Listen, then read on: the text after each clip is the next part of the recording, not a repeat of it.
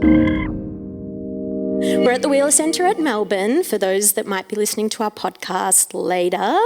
And we're thankful for this event, which was done in partnership with Audiocraft, which Megan and I were actually at just over the weekend in Sydney.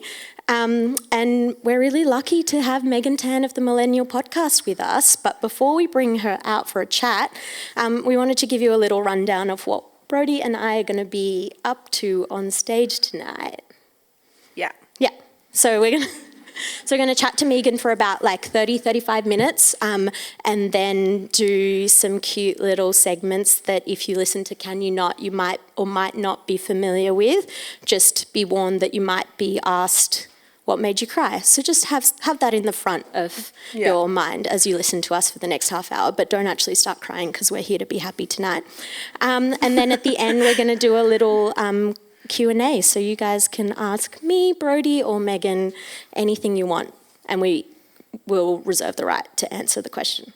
So, shall we get our guest of honour up on stage? Yeah. Okay.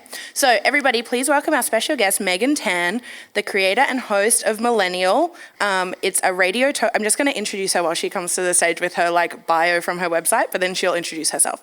Millennial is a Radiotopia podcast about coming of age, and it's based in her closet in Portland, Maine, where she uses the box from one of those podcast mattresses as a standing desk.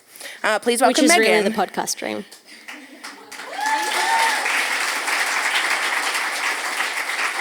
Thank you, ladies, for having me on your show. You're welcome. Welcome to Can You Not? Megan, so I just awkwardly read your bio from your website, but can you introduce yourself and how you define yourself and what you do? So, my name is Megan Tan. I am based in my closet in Portland, Maine. I make a podcast about myself, which sounds very millennial and is a little millennial. And it's called Millennial. and it's a documentary narrative and memoir about what it feels like it means to grow up right now at this moment. But the show right now is super different to what it was when you first started it. Can you tell us a little bit about the time that's passed between then and now and how the show has changed? Sure. So in the very beginning, Millennial, I would run around with my recorder and basically record my life and the conversations I was having with my friends and the conversations I was having with my family, mostly because I really wanted to become a radio journalist, and I didn't know how to get there. And so because I was too embarrassed to run around saying, "Hi, I'm Megan Tan. I'm trying to become a radio journalist. Tell me about your life," I decided to look at my own life and document what was happening in real time. And that was the first season of Millennial, which took place over the course of 2 years. And there was a lot that I could record during that period. And basically, I always was able to edit kind of 3 months after things had happened. And eventually, your life catches up with you. And so now the show can't be about me running around Sydney. Hang on, wait, is there not going to be a Can You Not episode of Millennial? Because Brodie and I were literally... We just assumed you were recording every conversation we've ever had with you. Right now. Well, hey, we got microphones in front of our face, right? Who knows? Who knows? But basically, when your life catches up with you, you can't continue to talk about your life because not that much happens in a very short period of time anymore. My life isn't. There just isn't enough interesting stuff to be talking about all the time. So now Millennial has transitioned into talking about other people's lives and talking to people who are close to me and having conversations with other people who are our age and what it means to grow up during this period. Yeah, so that evolution obviously is really clear to anyone who's listened to Millennial or even a bit of the first season compared to what the episodes are that you're producing now. But what's consistent is obviously your interest in audio making, and in fact that's probably grown throughout the show as two people who audio was not our first love, but maybe it's our current love. It's like the mode of delivery a little bit. Like, we both are writers, or the written form is probably the first thing that we were appealed to. What appealed to you about making audio or producing a show through your voice? That's a good question. My background is in photojournalism. Yeah. And I would never, before making audio, really consider myself to be a writer at all. Yeah. I'm super visual, and I actually studied dance and photography, which are very two nonverbal things, right? Yeah. And so one of the things that I love about audio, though, is actually how visual it can be. So when you close your eyes and someone's talking to you in a microphone, they can paint a picture of exactly where they are and how they're feeling in a way that allows you to visualize it without someone saying, here is how I feel and here is what I'm talking about. So that was extremely appealing to me. Yeah. I also think that when I'm consuming audio, especially in the very beginning, I would just fall in love with people whose faces I would never see and who I would never meet. And I would think about them. I would be at the grocery store thinking about this guy. I remember him specifically, Christopher Daniel Gay, and it was from a Radio Lab episode. And he was in jail, and the whole episode is about can he change in order to leave jail and be with his family. And I would be in the grocery store picking out eggs, thinking about gosh, I wonder how Chris is doing, and is he with his kid? And so that, to me, there was this personal human connection, and I just wanted to be able to create what it is that I loved consuming.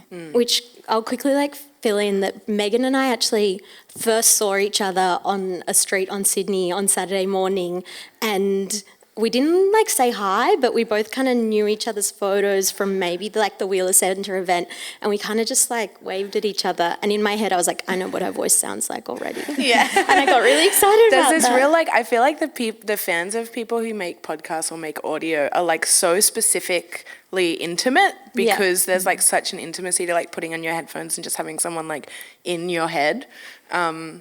Yeah.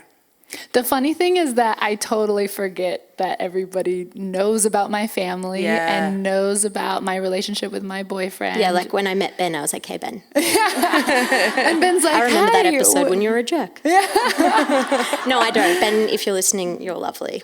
Tough love. Tough love. Yeah, I totally forget that, because when I'm making Millennial, it is just me and that box in the closet. And that episode as well, kind of that one story that you're telling in that little space of time. Yeah. I wanted to talk about the title a little bit, because obviously the word millennial we're going to say it a lot tonight, and I feel like we already have. And I know that the word kind of is nails on a chalkboard for some people, because it has these connotations that reflect what people are or aren't supposed to be, or where they're at with their lives. All of these. It's a loaded word. What was the were there ideas about quote unquote, I wrote 4 quote marks around the word on my notes. Were there ideas about what millennials are or aren't, that when you went into this project, you were this is something I want to approach or deal with or reconcile? Or was it self-absorbed? Well, to be completely honest, it was really we had this idea. Ben came home and was like, hey, you should make a podcast about your life. And I was like, that sounds interesting. And he was like, and you should call it Millennial. And I was like, that sounds interesting. So that totally de-romanticizes the whole idea that we were at our desks thinking about strategically about oh man, is this exactly what the name should be?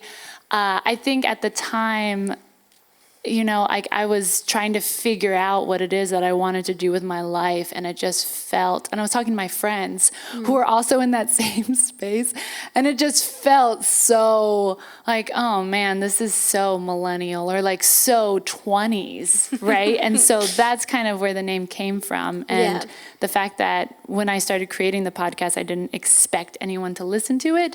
It wasn't this You weren't like, this is going to be the definitive resource on No. every millennial thing ever. Yeah, no. Which no. is like, so yeah, it kind of goes into my next question, because I recently saw a retweet on Twitter of this article that was titled, Millennials are not eating at Applebee's anymore and it's ruining America. And the retweet was like, baby boomers don't care about us, are ruining the healthcare system and the climate. So, and it was just kind of like this idea that, you know, like each generation probably has like a certain concept that's attached to it, but for some reason, like the millennial is like vain, self-absorbed, like ruining America because they're not eating at some fast food chain, like because it's all our fault. Too busy taking selfies. Yeah, which like is me, like it's me. Like at any given point, like I'll have a friend message me being like, oh yeah, I saw you at the tram stop, you were taking a selfie. I was like, hi, me. But like one of the reasons we decided to do our podcast, at least maybe retrospectively we're painting it that way, but that idea that like there's kind of a scarcity of representation of like the millennial voice is something that is being driven by millennials. Like, did you think about that at all when you were making that show, about the need to have, or maybe even not when you first started making the show, maybe in the recent episodes, about the need to represent at all? I think that like what it is that we're going through is really just growing up when you're in your 20s and in your early 30s, and like how hard that is for anyone, right? And so I think that a lot of times, because we have access to all of these different platforms, we're able to just articulate like the growing pains of what we're going through. And so I think ideally with the podcast, hopefully we're talking about universal themes that go beyond just something that 20-somethings are going through. Like my mom, she's retired. I love your mum. I don't know your mum, but I love her. Oh, good. Just through listening to episodes. Yeah, I mean, when I started making the first episodes of Millennial, she would call me up and say like, this isn't a millennial thing, this is a human thing. You know, like she's like, I relate to this. And to me, if someone in their 60s who just retired and is also going through a transition in their life can relate to something that I'm talking about, that's the ideal. To be talking about these universal sticky moments in your life where you feel yourself having to change in this uncomfortable way, because that's just a part of growing up. I want to ask you a little bit about the like making first person narrative. I've mentioned this on the podcast a couple of times, but I wrote a book that is out in 2 weeks. That's like a memoir, and it's really, it's like weird to write about yourself kind of. It's impossible to write about yourself objectively, but writing about yourself in a way that you like identify something that happened to you or that you experienced or that you thought, and being like, that's a story, and like I can reflect on it. And the idea of like whether you write about it while you're in it or whether you give yourself distance because you have some perspective and like maybe like heightened emotional intelligence or something and can look back on it and have some kind of like realization. Like when you were making, especially that first season of the show that was really personal, how much kind of distance were you giving yourself when something happened to you or you thought something, and the time between that and releasing the episode about it, or even just realizing it was a story that you wanted to follow on the show?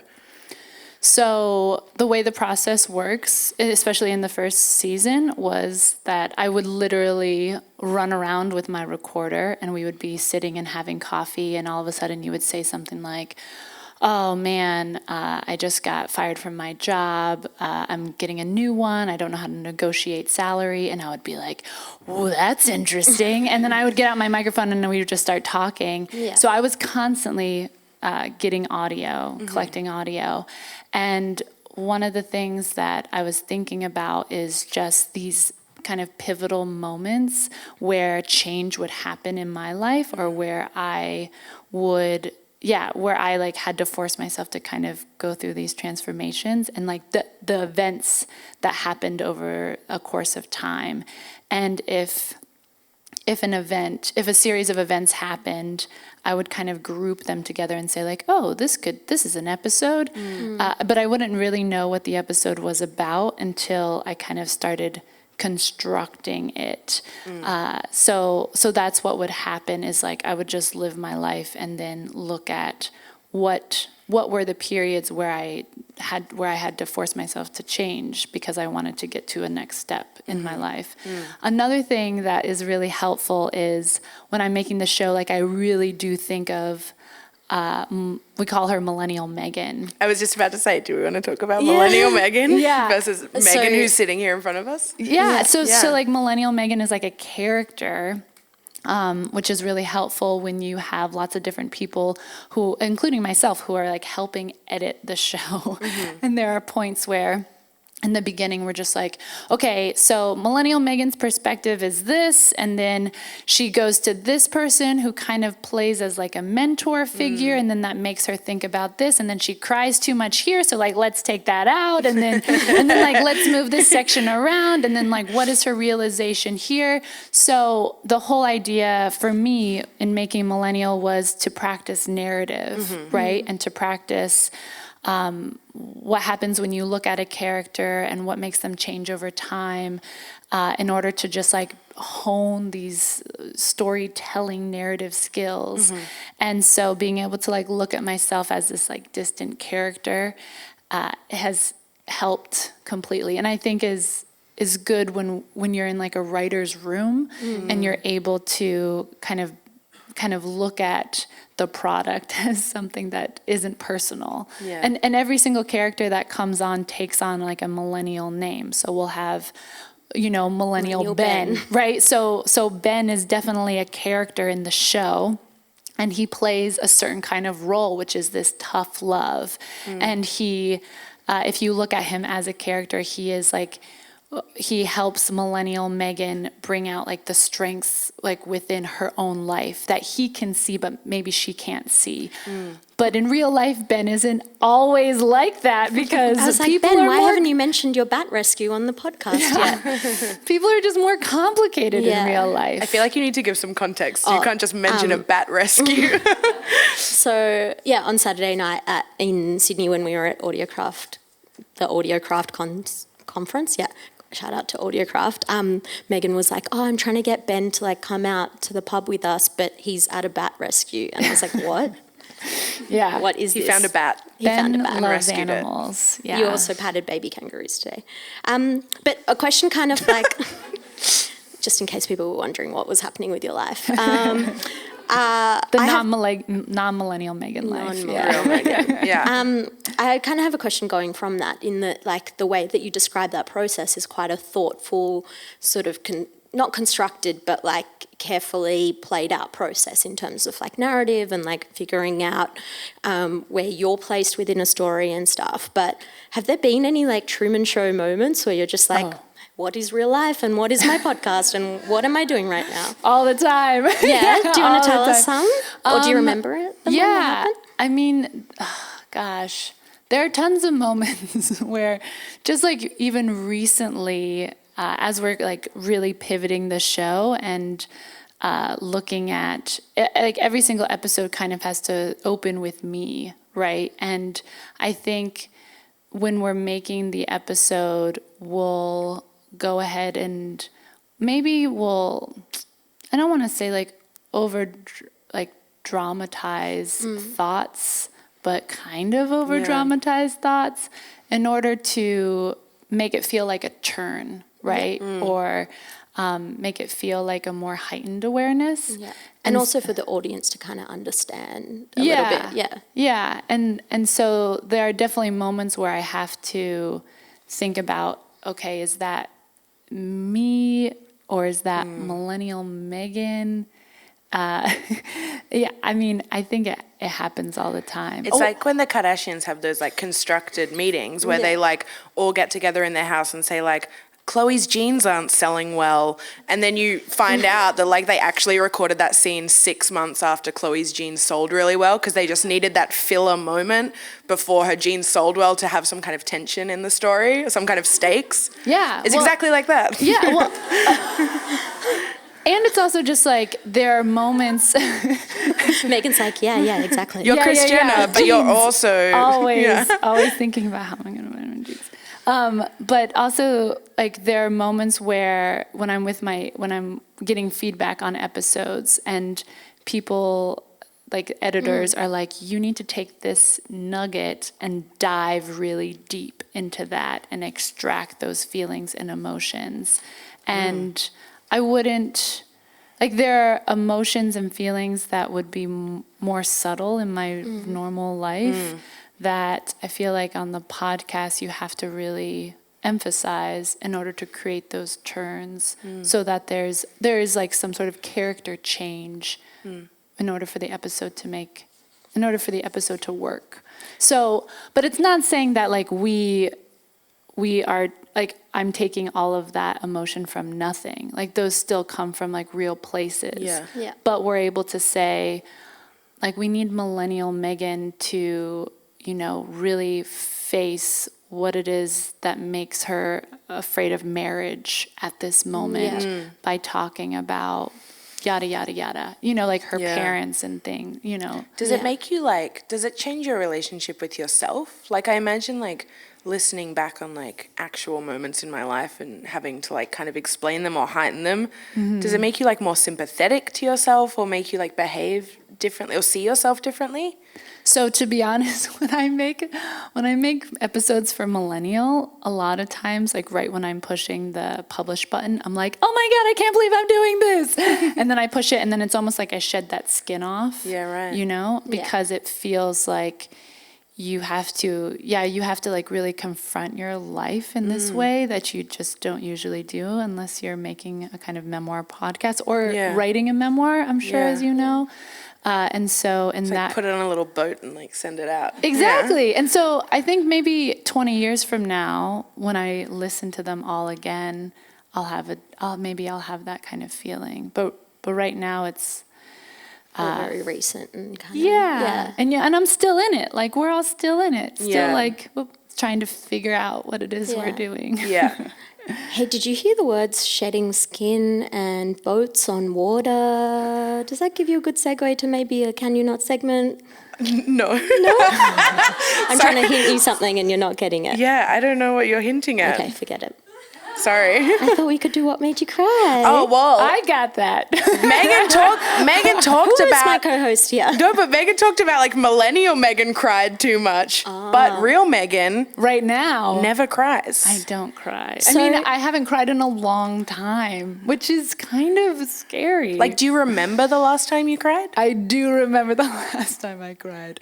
Did something make you cry or was it like frustration built up? No, it was when Trump got elected.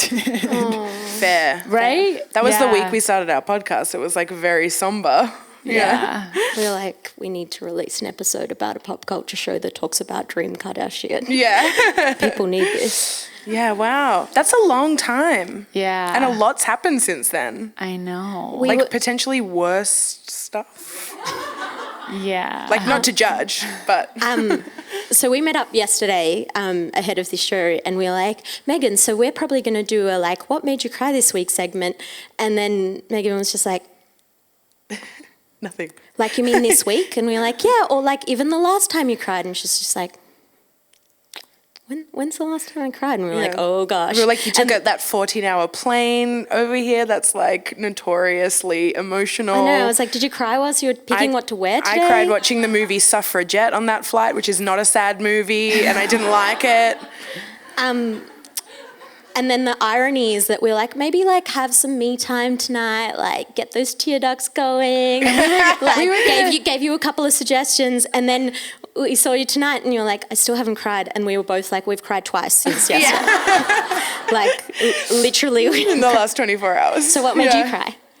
What made me cry in the last 24 hours was the season finale of, I'm just a cliche of myself at this point, but the season finale of Keeping Up with the Kardashians, because it started with Kim Kardashian's robbery at gunpoint in Paris. It was a very emotional season, and it just ended kind of semi-abruptly but it was an episode where she was taking Khloe to her like fertility doctor who like told her that she wasn't able to carry more children. And Khloe was like, I'm going to get my ovaries checked and see if I can be your surrogate. And that was just like a very emotional time. But also I didn't cry, but I just got frustrated that my prediction didn't come true, which was that this season of Keeping Up with the Kardashians would tackle Kendall's Pepsi commercial controversy. And I was convinced that it would, because Kendall's never in the show. She's always off modeling at Fashion Week. But did I say Kendall? No, I was calling it Kendall. But then this season has had extra Kendall in it. So I was like, they've seen the reaction. They're trying to put her in as more of a character so we all have sympathy for her, so that when she finally comes home and is like, people hate my ad and they're saying that I'm racist, that the audience will be like, no, she's not, she's nice, she's always around her family. But like, they've manufactured that. So I didn't cry, but I was just frustrated that my prediction didn't come true. So wait, was that a double cry? That was 2 cries in there, guys. That was it was just one cry, but then just frustrated feelings. Yeah. What about you, Kamna? Mine's going to make you sound not deep, maybe. That's fine. I mean, I didn't expect to. I cried this morning in bed because I was reading this like beautiful piece in the New York Times, which it's the 50-year anniversary of this Supreme Court case in the US called Loving and Virginia, and it was the case. Is that what they made that movie about last year with Joel Edgerton? Called Loving? Keep talking, maybe it will be. Okay. Fact check me at the end. Okay. Yeah, and so Loving in Virginia is the case that said interracial marriage was okay in, or like permitted by law in the US. And so the New York Times had done like a call out to all like just people to share their stories of their interracial relationships over the past 50 years. And there was just like, it was so beautiful. There was like probably like 10 to 15 stories of all these couples who were all interracial couples, over like, some had married literally like a month after the decision, some had married a month ago, and were all from really different interracial backgrounds. Like there was sort of like black and white couples, there was a black and Sikh couple, there was like a Sri Lankan Hindu and white, anyway, there was lots of combinations of race is what I'm getting at. I'm like trying to remember them all. List them all. No, I'm just kidding. And they all sort of talked about, most of them were like one person's take on their relationship and like kind of like what role race had played in their relationship and their understanding of each other. And I was just like, this is so beautiful. I'm also in an interracial relationship, maybe that's why. And you're also in an interracial relationship. Maybe I should send you the link and see if you cry. I'll just like a test now. FaceTime with you like and be what's like, going to break you. Also, because yesterday she We're was like like, actively trying to make, it's kind of sadistic. I would love a good cry. cry. I would love a good cry. yeah, yesterday we were trying to suggest list of things that make Megan cry. So I even suggested the Crybabies podcast, which is just all about things that made people cry. That's all the podcast is about. I suggested The Namesake. Have you watched that movie? No. It was like... We looked that up last night. Yeah, Did you cry couldn't reading find it. about it? She tried, but she couldn't didn't cry. get that. I mean, we couldn't find it. On all the platforms. Okay. Yeah, but I did watch the trailer. Okay, did that make you cry? Not yet. Okay. No. Maybe if you ask a question Maybe later, you're we can... immune. You're kind of like those people who work with asbestos their whole lives and have just like, what are like asbestos hands and they can like tolerate anything? You have like asbestos tear ducts or something. I don't know how that happened. It's not supposed to sound like as much of an insult as it did. Asbestos teardrops. Yeah, I'm sorry. Maybe I'll watch The Namesake or Loving on the flight. Or Lion. back. I thought of Lion as well on the way over here. yeah. I was like, that makes people cry. That's going to be on the airplane on the way Oh, back. Yeah. Should we it's filmed text in Ben to get Australia. ready for like tear ducts? One of my favourite things about Millennial is how you like place and contextualise each episode. And obviously it's not real time where you're like, right now I'm thinking about blah blah, and that's why I feel about this thing. But what's happening in your life at the moment? Like, what are you consuming? What are you thinking about? Oof. Not right now, obviously. You mean just like things I would recommend for people? Yeah. Or just, Yeah, what do you like right What's now? on your thoughts? I mean, there are so many things right now on my thoughts. What do you want people in the audience to think about because you're thinking about it? Well, so I'm trying to... I know what she's going to say. Should I remind her? Yeah, sure. Two of of your friends run like. Oh, okay. Well, I didn't know if we wanted to go deep, and my brain wasn't like ready for deep. Yeah. No, it wasn't therapy. Oh, okay. So there's a fun blog. There's a really great food blog that I follow. It's called Cor and Louise, and they're my friends who make really great food, and that's where I get like a lot of my recipes when I'm thinking about really great things to eat, and they're beautiful photographers, so that's something that I would recommend. And then also Radiotopia is going to be launching a new podcast called Ear Hustle, which is basically about it's going to be hosted by these two men who are in San Quentin State Prison, and it's basically taking that world and turning it inside out for people to listen to stories that happen within the prison system. They're hosting the podcast from the prison? Yeah. Wow. Yeah, it's really interesting, and it has to be checked by one of the guards before it gets released. Oh my gosh. Yeah. So you're kind of like, How is anything getting released? We'll probably address that on the podcast. Yeah, cool. What about you? I am into, my friend Jim Laurie just released a new album last week. I saw Jim in the audience. Is Jim here? Yeah, there he is. Hey Jim. His album is called Slacker of the Year, and it's really lovely. I spent my weekend making pierogies and listening to it at home, but I couldn't turn the record over because I had dough on my hands. Yeah, that's what I'm into right now. Cool. What about you? What about me? I'm into my friend Leah, who's also in the audience. I spot you. She runs a really cool magazine called Liminal magazine, and I'm just shouting about it wherever I go because it's a magazine about Asian Australian representation here, and about the fact that I don't know how much TV or pop culture you've been consuming of Australia, but we're white on TV. And so the idea is like to create the representation for Asian Australians that doesn't exist through Asian Australians. It's really cool. I'll send you the link. And I think in the description of the episode we can put the interview that Kamna did for Liminal. Oh yeah, I was on Liminal Mag. Yeah, it was really cute. We've got questions now, so if anybody has any. Yeah, there's a mic going around. Slash, put up your hands. if something significant made you emotional this week, we want to hear about it. Oh, we got some Thoughts on Wonder Woman? We actually talked about it yesterday because it was going to be my what made me cry because I saw it a few days ago. And I also had thoughts. Yeah, and I cried a lot. 3 times. But I guess that's a lot. But I really loved it. I thought it was like visually beautiful. I never cared about any Chris actor in a superhero movie until I saw it, and I was like, oh, Chris Pine, that's a thing. And it made me sad, and it was, beautiful. I was just like, I couldn't stop thinking about it the whole few days after I saw it, and also I'm going to go see it again next week. But also we need to acknowledge that it's not a perfect feminist poster to hang on our walls. Yeah, because Brodie was like, last night I went to watch a movie and she was like, you should watch Wonder Woman. And I was like, no, I'm not going to watch Wonder Woman. And it was because Gal Gadot, the star in it, is was part of the Israeli army and has openly spoken about the fact that she thinks occupying Palestine lands is a good thing. No, it's not. And a few of my friends and a few people that I follow on Twitter and really respect who are Muslims have talked about the fact that a film like Wonder Woman that stars someone who's really vocal about their beliefs and has been vocal about these beliefs in promoting the film is a white feminist film, not a feminist film for all people. So we have thoughts. Good question. Next question. Oh, do you have thoughts on Wonder Woman? I haven't seen it yet because I've been in Australia working. Yeah, that's true. Okay. It's playing here. No, I know you're working.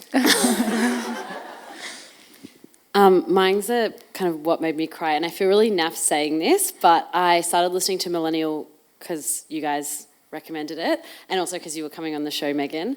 And this morning on my way to work, this is a spoiler alert, by the way, if anyone's listening to it, so close your ears, I guess. I started getting a little bit teary when when Millennial got picked up by Radiotopia. So just thought that was an apt thing to share. Thank you. That's so nice. That's so nice. Do you want to know what episode of Millennial made me cry? Sure. where you No. Imagine. imagine she's like, no, next. The episode where you were selling your family home quite recently. And Girl, that made me cry making it. I know. multiple So times. it's so beautiful. Like if you haven't listened to the episode, you should listen to the episode. And it's all about, Megan having moved away from home and your parents having separated in the meantime and then making a decision to sell your family home. And you go home to like pack up your things and sort of help with that process. And I'm like almost crying thinking about it. Oh gosh, I need to get my emotions in check. But you kind of like you obviously like talk about how you're feeling about it, having not lived there for like however many years, and then you interview your dad and who's usually quite reserved, and your mum about how she feels about the house that she had this marriage in, like being sold, and oh my gosh, it was so emotional. It was a hard episode to make. Yeah. Yeah, for sure. Yeah, it's so beautiful. Millennial Megan cries a lot. Yeah. This is like a thing we've learned. Yeah. I mean, I do cry, but I just haven't cried in a I don't long time. I don't want you to feel shame about it. No. I do feel like I do want a good cry though. Yeah. I feel like we really amped it up. I know, you're going to cry and you'll be like, this is not that We're on good. the street press team for emotions. Anybody else? Hello. I've been listening to Millennial from the start, and I've, without sounding too creepy, probably thought about you in a supermarket. So, mission accomplished in that one. But all three of you are amazing, inspiring women, and most of the podcasts I listen to are by men, and I'm kind of sick of that. And I've got lots of male friends who are like, yeah, I've got important things to say. I'm going to make this podcast without thinking twice about it. Brodie's like, I know these people. Yeah. Yeah. And look, I don't want to say about the quality, but it's shit. And I've got like lots of different ideas about things, like stories I would like to tell and thought about podcasting, but there's very much a insecurity about not having a story worth telling, or like there's already an oversaturation of the market and being insignificant. Like, is there anything, I guess, did you guys kind of experience that at all, and any tips to kind of navigate that? Brodie and I are arrogant, so no, we didn't think of it.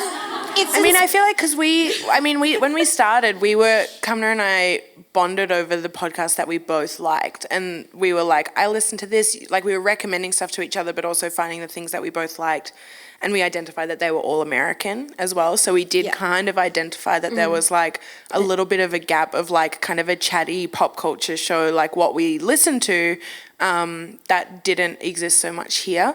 And so we definitely kind of identified that absence before we went to make something. So I guess that's kind of important, like the thing that you know a lot about or are even interested, like it's kind of like what Megan's done with Millennial. It's like whether you start something because you know a lot about it, or you start something because you want to kind of archive your investigation of something and like learning more about it with your audience. Like that's really nice as well. I think the really great thing about podcasting is there's just like a lot of places for people to play right now. You know, like it's super experimental, and you should just start it. You know, just start it and like see what happens, and you're gonna get into a routine and like teach yourself things. But I think if you start it just for yourself and not necessarily with the intention of like going really big or making like lots of money, because well, there's some. I mean, we're getting there. We're getting there. We're getting there. But if you just do it for yourself, then that should be enough, right? Also, I'm not sure if you've heard of the famous saying, but like live your life with the confidence of a mediocre white male and you'll get places. So just do it. Yeah. Just make it. Shout out Sarah Huggy. Yeah. Isn't that's from another round, right? Yeah, is it I think they like credit it, but it's okay. Sarah. I don't know how to properly pronounce Sarah's last name, but Sarah. Hagi. H-A... She's a writer for Vice in Canada. yes, she's Sarah. a legend. Yeah. Also, it's not like expensive or intimidating to start. Like Kamna and I literally did an episode once where we recorded voice memos on our phone and texted them back and forth. Like that's, and then you can just like bump up the audio a little bit or something. I don't know. Like you can just like make it work with what you have, if you have an iPhone. Who is not sponsoring this right now? Yeah, I mean, if they want to, though, we'll take it. Shout out to Apple. Yeah. Was there another question in the middle there? And I think this might be the last one, or two more? Just kind of launching off the last question, I just started my own podcast this year. And I also noticed like the space is pretty much full of men. I'm doing mine at my uni, and a lot of the like editors of the radio station are men, and like most of the presenters are men. I was just wondering, in terms of getting your name out there and getting media traction for your show, have you found many barriers or like to growing the show? Because that's kind of the stage I'm getting to now of like, I've got some content and it's kind of putting it forward. Have you found barriers, and are those barriers gendered? Megan, do you want to take that one?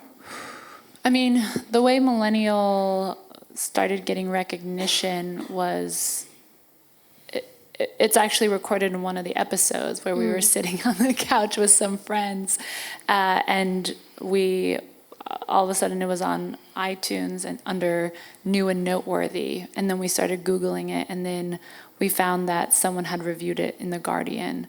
And so that was kind of like the first piece of recognition. And I would almost say that there are less gatekeepers because podcasting is so public, you know? And so if you're making a product that is competitive and can compete and is something that you really like, then that should help.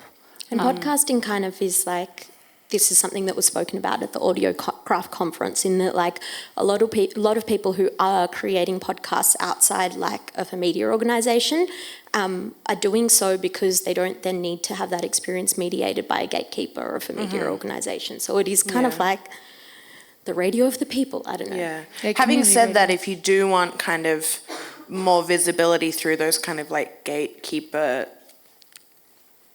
led through the gates, they're like, if you have an angle or a peg or something newsworthy in your show, or some kind of angle that suits like a specific publication that you like or that you would love to see it featured in, like every website and magazine needs content. And so if you learn how to write a press release, like that can be really helpful, and you can find out how to do that on the internet to like get your product. You can kind of frame it as like a new piece of something that like this magazine will want to write about, and you can say like, you can contact, you put your name in there and write it as if you're somebody else. You can be like, you know, email X for an interview, and you can like set up a fake email or something, pretend you to be your own publicist, like, and make it seem like a bigger thing than it is, because podcast metrics are like so vague and so like cloudy and mysterious that like nobody's going to be like, no, this only has this many plays. Like literally nobody knows that stuff. Yeah. We didn't even know it about our podcast until like 5 episodes in. Brodie's like, did you know we can see how many people are listening? And then we were like, oh, thank God we didn't know this right at the start. Thanks for giving us a stage. We're professional. Something's flashing at us, but we have. Yeah, but was there one more question right at the front? I feel like we should give a shout out to this questioner, because I think she may be the second member of our fan club. We only have 2 members in our fan club. Yeah, hey Bridgie, true. what's Bridget up? Kenny. Thank you so much. I text you after every episode being like, well done, great again. I was just wondering about, I guess something that seems significantly millennial but might not be, is like, because of the internet, our personal lives and our professional lives are kind of blurred, and you kind of don't have this distinction that we maybe once had between the things that happen in our personal life and what you use for your work. Is that something you guys think about, or in terms of using your own stories in your work, is that something you find intimidating, or how do you overcome that feeling of like, this is my professional life but I'm sharing all these personal things in a really public way? Megan was actually, like, the keynote at Audiocraft was Megan and another podcaster, Sophie Harper. Sophie Harper, who makes this incredible podcast called Not by Accident, which is all about her as a single woman in her 40s deciding to have a baby. And the session was called Pod Life Balance, and it was all about like sharing your personal story through your professional creation, which is a podcast. So do you want to... I mean, I think that a lot of really rich stories always come from a personal space. And even at Audiocraft, there were all of these journalists who were up on stage during one section, and 2 of the 3 had extracted stories from their personal life where they were able to receive awards from them. Yep. And so I feel like, when we're talking about stories that really speak to people in a space where there's lots of noise, right, and a lot of fakeness in the world, that being able to extract from your personal life, sure, there are boundaries in terms of what you want to publicly put out there, and I guess you're the only one who can figure out where that filter is. But I know for me, being able, ironically, I'm a very private person, but being able to put a lot of my personal life out for the public has also allowed other people to be very personal about their lives to me. And I feel like in this space where you just want that kind of like human interaction, then like if that's what people are craving for, then that's what people are craving for. Yeah. It can be really tricky when like your life is also your work. Like it can be totally like draining and exhausting as well. Yeah, girl. Yeah. So I think it's always important to do like stuff that is not about you, like to kind of like recharge as well. Like, because otherwise you kind of get in this space where it's, I imagine, where it's like, oh, I didn't do anything or think or feel anything special, like my work is going to suffer, or I don't have anything to offer or something like that. And that is like an awful place to be or feel. And that idea that like your actual legitimate like real self is more important than like the work you make about it for the benefit of other people. Like I think that's important to remember as well for like just self-care. Self-care. Yeah. So the balance. Yeah. Yeah. The work pod, life pod balance. That's a really beautiful note to finish our beautiful show Maybe on. we'll put these cute questions in the show. Yeah, maybe Who you guys knows? are cute enough. That'll be a surprise. Thanks everyone for coming. Yeah, thank you for coming. And thank you, Megan. Yeah, thank so you guys much. for having me. I'm going to take a photo of everybody. Everybody say hi. Say hi, say hi. Thank you. Visit wheelercentre.com for the best in books, writing and ideas from Melbourne, Australia and the world.